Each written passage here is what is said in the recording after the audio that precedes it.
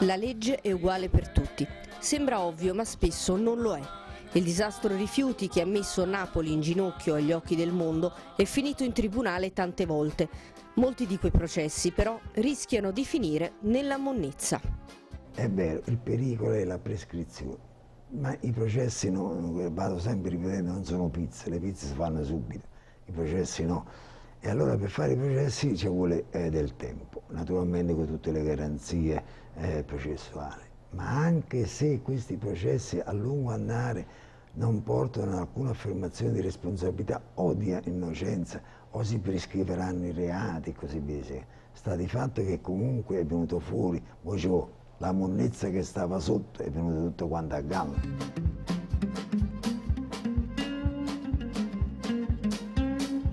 Così in molti casi giustizia non sarà fatta, non sapremo chi ha sbagliato e perché, o peggio, pur sapendolo, vedremo i responsabili restare impuniti. Io purtroppo, dico purtroppo, sento ripetere continuamente, sento addebitare tutto, camorra, si badi bene, io ho il 40, il 50% della mia attività professionale si è svolta a Santa Maria Capovetere e Napoli, quindi ho fatto tutti i processi di criminalità organizzata e quindi sempre un'accusa continua alla camorra, la quale per carità le fa le cose e commette tutta una serie di reati e come, però sta diventando pure una sorta di alibi per distogliere l'attenzione dei cosiddetti colletti bianchi e da quelli che camorristi non sono e che commettono reati del tipo di quelli che commettono anche i camorristi. La colpa principale dell'emergenza che si trascina da ormai più di 10 anni dalla gara d'appalto è dovuta a imprese che non hanno fatto il proprio dovere, ad amministratori che non hanno fatto il proprio dovere, a politici che non hanno fatto il proprio dovere. È per questo che è scoppiato questo scandalo.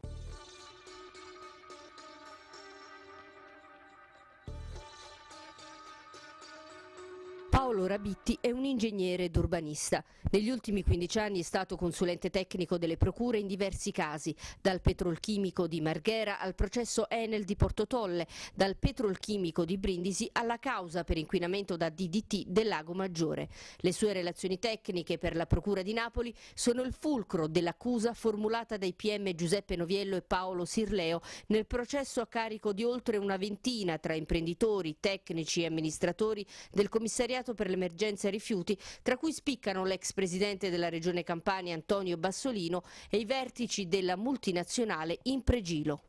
Il processo al quale lei ha fatto riferimento è, come ho già detto più volte, il primo atto di una vicenda complessa ed allarmante qual è stata ed è la mala gestione dei rifiuti solidi urbani in Campania. È un'indagine che mette in luce una serie di patologie, una mancanza sostanzialmente di controllo serio dell'apparato pubblico sull'attività affidata da contratto al gruppo Impregilo. Le imputazioni, come ben noto, sono gravi, occorre che si pronunci sul punto il giudice del dibattimento.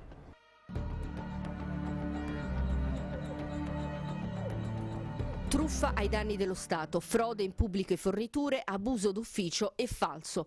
Secondo la Procura l'emergenza rifiuti in Campania è un'emergenza che conveniva a molti, un'emergenza provocata, studiata, inventata per far soldi e per giustificare le inadempienze del gruppo Impregilo, con la complicità di Bassolino e del commissariato di governo. Io procedo semplicemente all'inaugurazione, attendo un pulsante che mi venga recapitato.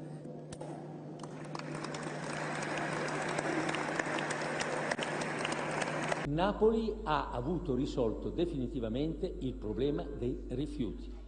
Ci sono le discariche che possono contenerli, c'è il termovalorizzatore di Acerra che funziona completamente.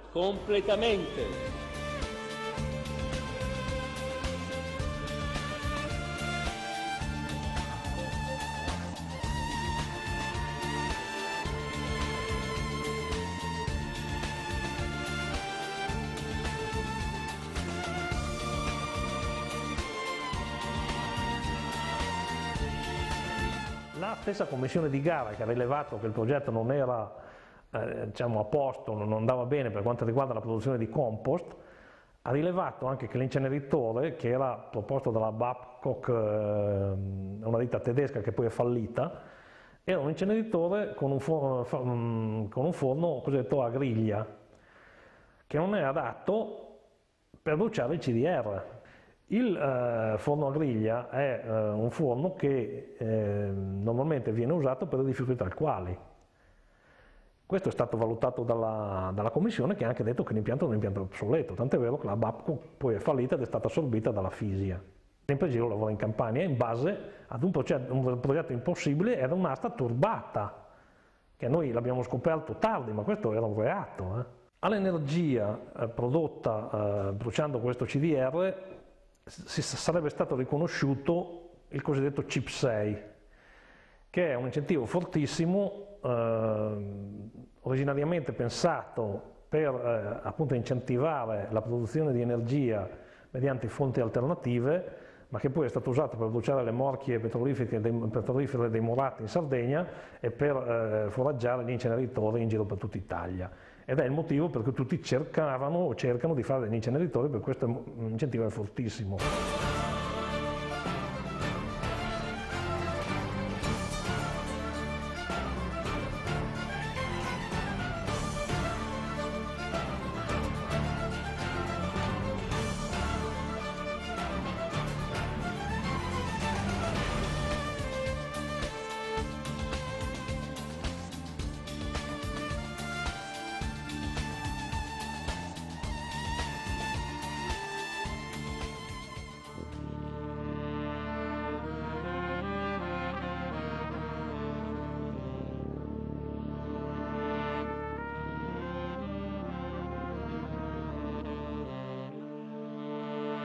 Ci sono almeno 2,5 milioni di balle in tutta la Campania. Per quanto riguarda gli importi, secondo me sono circa 400 miliardi di lire. Perché loro bruciandolo ricavano energia elettrica, no? Gliela pagano a tariffa agevolata, tutto uno strano movimento che hanno fatto loro.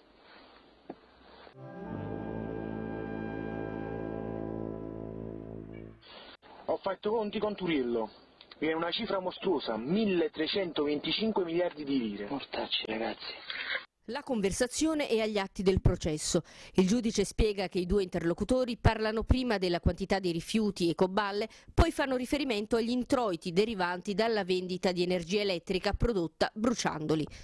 Grazie al contributo del CIP 6, bruciare energia e venderla era parte fondamentale del business di FIBE. Per le banche rappresentava il 60% dei ricavi del progetto. Questo secondo gli atti della Commissione parlamentare d'inchiesta sul ciclo dei rifiuti e sulle attività illecite ad esso connesse. Lo si può leggere nella relazione territoriale sulla Campania del 26 gennaio 2006.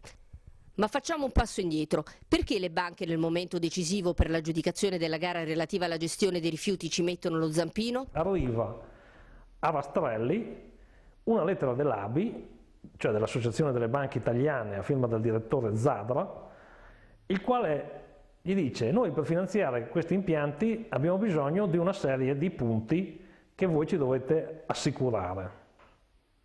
I comuni avrebbero dovuto essere sottoposti ad una gabella che loro chiamavano deliver or pay, cioè sgancia i rifiuti o paga, in base alla quale erano costretti ad inviare, sarebbero stati costretti ad inviare ai sistemi di trattamento praticamente tutti i rifiuti prodotti dai comuni. E così se avessero voluto fare la raccolta differenziata avrebbero dovuto pagare 2 volte, una per farla, che ha dei costi, e una per non farla. In aperto contrasto con l'ordinanza e il capitolato d'appalto e il bando di gara, che il CDR prodotto potesse essere stoccato in attesa della costruzione degli inceneritori. L'intervento a piedi pari dell'associazione bancaria è evidentemente uno stravolgimento della gara d'appalto, tant'è vero che l'Impregilo, quando presenterà l'offerta, farà riferimento alla lettera dell'ABI inviata a Rastrelli, che ovviamente è una cosa che non sta né in cielo né in terra, però in questo modo l'Impregilo ha potuto fare un prezzo che le ha consentito di vincere la gara d'appalto, anche se il valore tecnico degli impianti è stato giudicato molto basso e negativo dalla commissione aggiudicatrice. Il progetto che vince è un progetto impossibile, perché in base ad una concentrazione di sostanza organica prevista nei rifiuti, in base al piano rifiuti della regione, che era all'incirca il 33-34%, il progetto prevedeva di produrre all'incirca, se ricordo bene, il 37% di compost, che è come se lei con 100 kg di uva dice io ti faccio 150 kg di vino. Così è. E la commissione, invece di dire che questo è un progetto impossibile, l'ha approvato. È per questo che è scoppiato questo scandalo, perché le discariche non erano né costruite né gestite come dovevano essere. Gli impianti che dovevano produrre frazione organica stabilizzata e CDR non hanno mai prodotto né frazione organica stabilizzata né CDR. Il CDR non doveva essere stoccato e invece ha riempito la Campania con 10 milioni di tonnellate circa di queste famigerate ecoballe.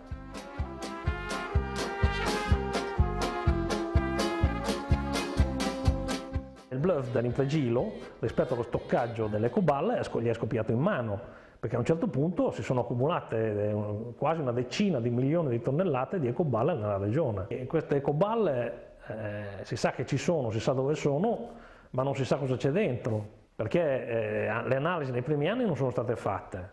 E comunque il responsabile del laboratorio Fisia di Genova è a processo perché le analisi erano alterate.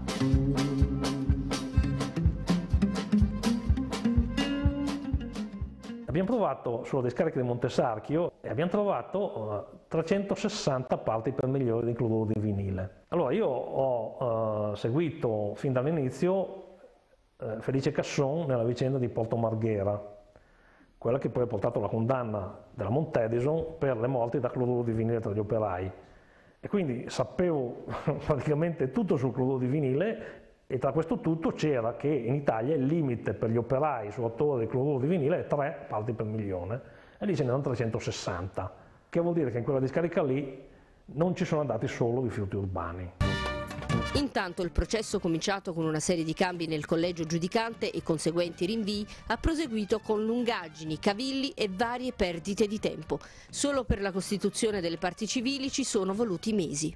È un processo ancora ben lontano dalla conclusione, almeno in primo grado, perché è un processo complesso che la gracile struttura giudiziaria non è in grado di gestire in tempi ragionevoli, per cui da taluno si teme che possa giungersi alla prescrizione per qualche reato. È un'ipotesi sicuramente che non può escludersi. Da parte della Procura si sta facendo tutto il possibile perché si giunga, non dico necessariamente a una sentenza di condanna, ma a una sentenza di merito, perché la gente possa sapere se gli imputati sono colpevoli o non lo sono. Certamente non è positivo se si giunge a una sentenza di prescrizione. Dopo il no del Parlamento alla richiesta di arresto per concorso esterno in associazione mafiosa a carico del coordinatore regionale del PDL Nicola Cosentino, la macchina della giustizia va avanti, processandolo a piede libero. Tra le parti civili e quindi possibili parti lese nel processo, proprio le società del gruppo Impregilo. È una situazione che è attinente al processo che va a giudizio immediato, che non contraddice assolutamente con altri processi in corso in cui FIB, Impregilo, che poi sono sempre dello stesso gruppo, sono invece imputati e responsabili civilmente di quello che è accaduto, perché sono due piani diversi e due situazioni diverse che non si contrastano, ma in effetti possono camminare parallelamente, quindi da una parte può apparire parte lesa, da una parte può essere imputata. Se io devo fare un affare in una zona in cui voglio partecipare e vengo boicottato, per cui vengo escluso, ciò non toglie che io in un'altra zona, in un altro territorio, partecipo e faccio i fatti miei e truffo e faccio così via. Quindi questa situazione apparentemente potrebbe essere di contrasto, ma non è così. Nel frattempo arriva un conto salatissimo per la crisi rifiuti in Campania. 900 creditori chiedono 3,5 miliardi alla missione della Protezione Civile incaricata di chiudere la contabilità di 17 anni di emergenza. Da dove arrivano le richieste più elevate? Proprio da Fibe e Fisia, le imprese del gruppo Impregilo che fino al 16 dicembre del 2005 hanno gestito la partita per conto del commissariato e che oggi pretendono 2 miliardi e 400 mila euro, dei quali 1,5 miliardi solo per il danno all'immagine.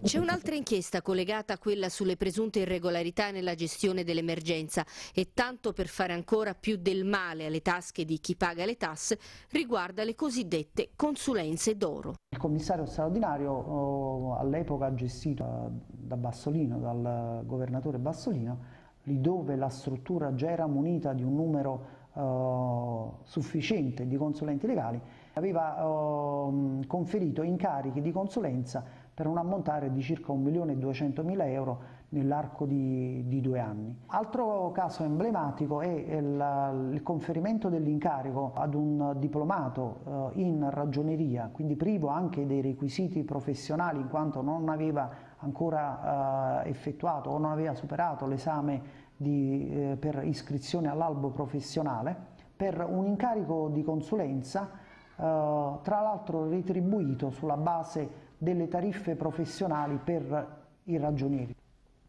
Il compenso pagato a questo soggetto si aggirava sugli 800 euro al giorno.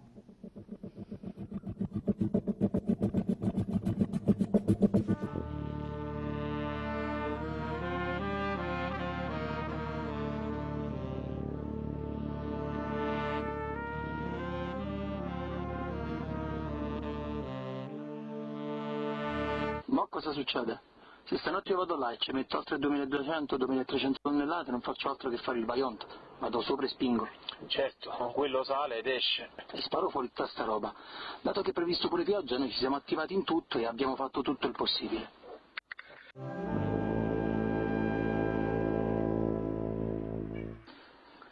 Oltretutto rischiamo di brutto, perché qua la patata è veramente pericolosa e bollente. Vabbè che mo viene Malvagna. Anche perché quello che dice lui è, ma scusate, allora perché non ci mettiamo del materiale inerte sopra, così almeno la cosa appare visivamente più pulita? Ce l'ho. Apre qualcosa come 500 metri cubi di legnetti da biofiltro, che sono secchi e sorbono acqua. Sì, ma lui parlava di sabbia, no? Ci metti sabbia, terreno, quello si asciuga e ricopri così, si vede meglio. Come nel caso del Vajont si è sfiorata la catastrofe, solo che la valanga che avrebbe potuto travolgere le nostre città sarebbe stata una valanga di rifiuti. Questa intercettazione fa parte di un'inchiesta chiamata Rompiballe. Dai capi d'accusa dell'indagine della Procura di Napoli sui rifiuti emerge un sistema imperniato su un'attività di lavorazione dei rifiuti assolutamente fittizia. Si può considerare secondo atto di questa complessa vicenda l'inchiesta Rompiballe, anch'essa ormai giunta a dibattimento. L'emergenza, che è stato un fatto incontestabile, indusse pubblici ufficiali e privati a risolvere il problema, direi alla Carlona, in violazione di tutte le leggi e con concreto pericolo per la salute pubblica. Tra gli indagati ci sono ancora dirigenti di Fibe del gruppo Impregilo che, come nel primo processo, respingono tutti gli addebiti, sostenendo di aver sempre agito correttamente. L'ex capo della Protezione Civile Guido Bertolaso, il suo braccio destro Marta Di Gennaro e i prefetti Corrado Catenacci e Alessandro Panza.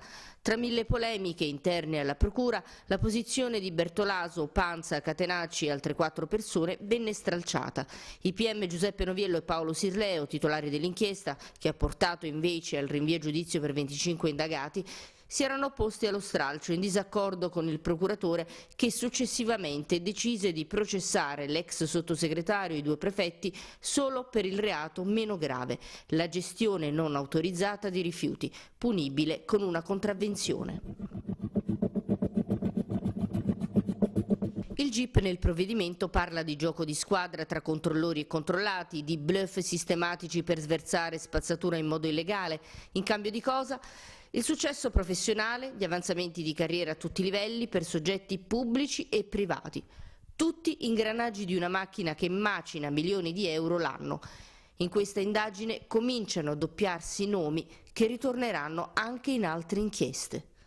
Va registrato che alcuni soggetti sono indagati in più procedimenti. Sarebbe stato quantomeno prudente non ricorrere a detti soggetti. Nell'approntare i mezzi per affrontare la seconda, gli stessi personaggi sembrano che siano un po' riciclati, per cui passo da una società a un'altra, da un ente a un altro. Un esempio è quello che emerge dall'inchiesta sui collaudi taroccati agli impianti dei CDR. Scrive il GIP. La nomina dei collaudatori avveniva comunque secondo criteri fiduciari, sulla scorta di conoscenze personali, ovvero di una non meglio specificata e per questo sostanzialmente irrilevante analisi del curriculum presentato.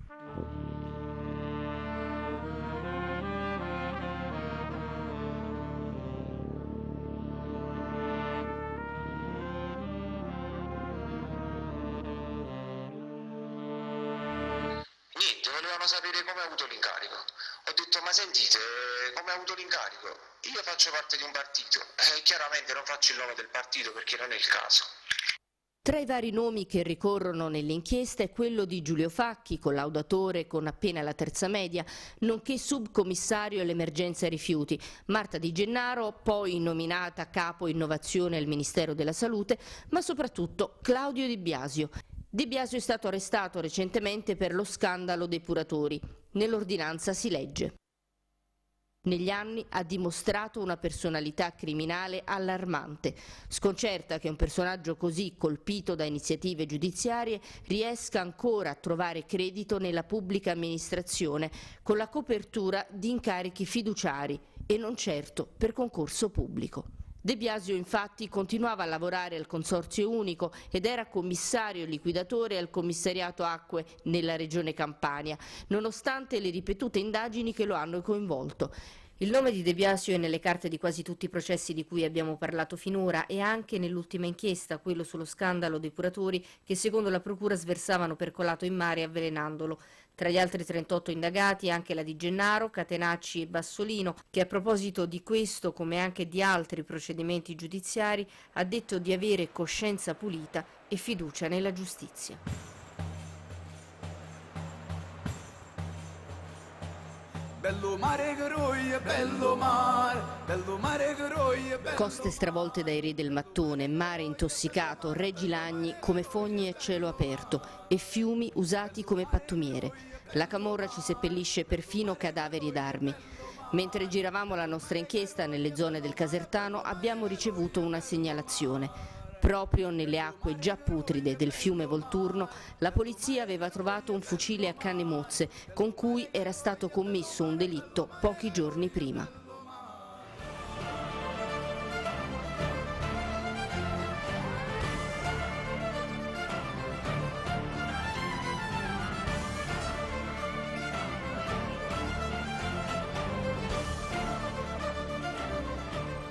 I danni che hanno fatto sono ingenti, l'abbiamo visto con l'indagine che abbiamo fatto su Giuliano, che addirittura in tutta quella zona di Percolano, Villa Ricca, i sversamenti di Percolano, che si infiltra poi nel terreno e va fino alle acque e alle falde acquifere. Grandissimi colossi imprenditoriali, grossi consorzi, tipo il consorzio Milano Pulita o addirittura il consorzio TEV di Massarosa, quindi parliamo della Toscana, avevano come un po' tutti il problema di smaltire alcune tipologie di rifiuti difficilmente gestibili. perché gestirli in maniera lecita avrebbe comportato un costo molto elevato. Lei prima faceva riferimento alle banconote triturate, anche quelli sono tutti rifiuti che non è che non hanno la possibilità di essere gestiti, ma sono gestiti a un costo molto elevato. Il primo a parlare di come per decenni le terre campane sono state avvelenate è stato l'imprenditore del settore rifiuti, oggi pentito, Gaetano Vassallo. Dicevano che il materiale conferito era idoneo alla produzione di legumi, ma sulla terra dove veniva smaltito il rifiuto, racconta Vassallo in uno dei suoi primi verbali, non ho mai visto nascere alcuna frutta o ortaggio. I rifiuti liquidi erano talmente inquinanti che quando venivano sversati producevano la morte immediata di tutti i topi. Le inchieste Terra Mia, Remida e tante altre raccontano di come nelle nostre campagne sia finito di tutto, dai rifiuti della città di Milano alle banconote triturate della Banca d'Italia.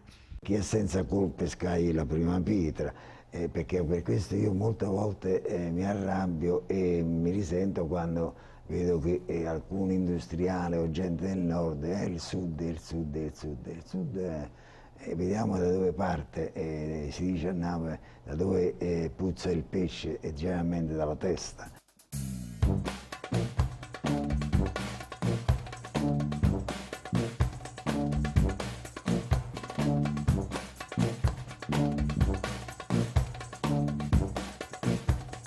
Di fronte a noi sulla destra abbiamo il Castello Aragonese di Baia, che ospita uno dei più grossi musei archeologici d'Italia. Sulla nostra sinistra, a pochi metri, c'è la cava della Pozzolana Flegrea, dove nel 2002 è stata sottoposta a sequestro giudiziario da parte della Procura di Napoli perché rinvenuti rifiuti tossici cancerogeni. E si possono notare ancora dei cumuli di rifiuti, alcuni in fondo sulla sinistra, alcuni in grosse sacche di juta chiamati Big Ben, altri eventualmente si pensa che siano stati sotterrati, ma la gran parte si è pensato che siano stati reimpiegati nell'edilizia.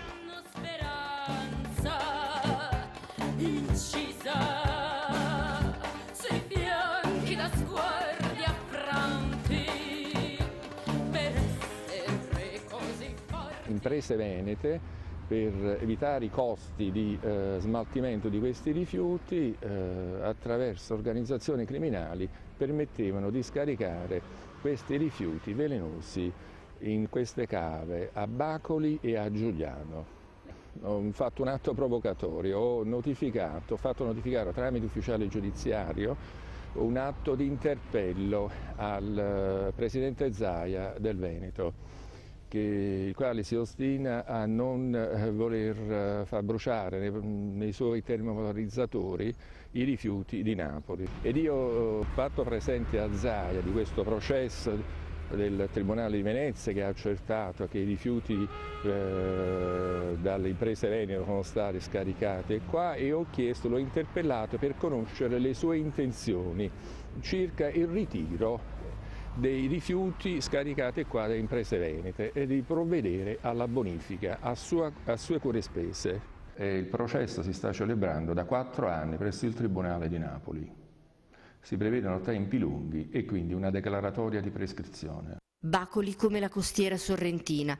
Il fiore all'occhiello del nostro turismo è stato devastato dall'abusivismo edilizio, dal cattivo funzionamento degli impianti di depurazione, da scarichi incontrollati di liquami da parte di aziende, come risulta da inchieste della Procura di Torre Annunziata.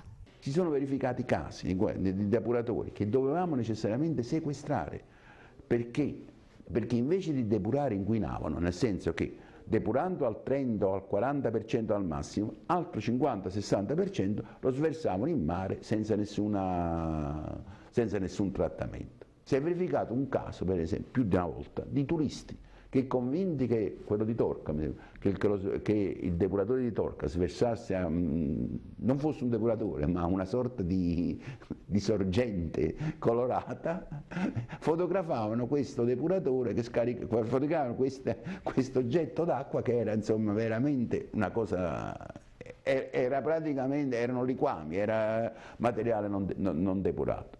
E il più delle volte si finisce con l'arrivare a condanne di, come vi dicevo, di pochi mesi di reclusione, con, purtroppo dico io, reciproca soddisfazione da parte di chi ha avuto questo tipo di condanna, che chiude con pochi mesi, e anche poi dello Stato che pensa di aver colpito un colpevole, mentre quel colpevole, a parere mio, è stato parzialmente colpito ed è in condizione di creare ulteriori danni.